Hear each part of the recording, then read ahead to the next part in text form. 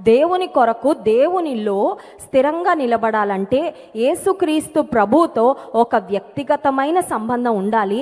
యేసు ప్రభువుకు చాలా దగ్గరగా మనము జీవించాలి. సో ఎవరితో అన్నా మనం దగ్గరగా ఉన్నామంటే అర్థం ఏంటంటే వారితో ఎప్పుడు మాట్లాడుతూ ఉంటాం, వారి గురించి ఎక్కువగా ఆలోచిస్తూ ఉంటాం, ఏ పని చేసినా కూడా వాళ్ళ గురించి తలస్తూ ఉంటాం.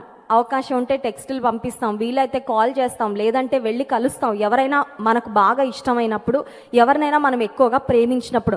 ఇప్పుడు యేసయ్యకు దగ్గరగా ఉండడం అంటే ఏంటంటే think about him through out the day. నువ్వు ఏ పని చేస్తావు నా ప్రభు గురించి నువ్వు ఆలోచించేయడం, నువ్వు ఏ పని చేస్తున్నా నా ప్రభుకి ఇది ఇష్టమా లేదా అని తలంచడం, దినాన్ని ప్రభుతో ప్రారంభించడం, దినాన్ని దేవునితో ముగించడం. అందుకే ఒక దైవజనుడు అన్నాడు, prayer should be the key of the day and the lock of the night అంట.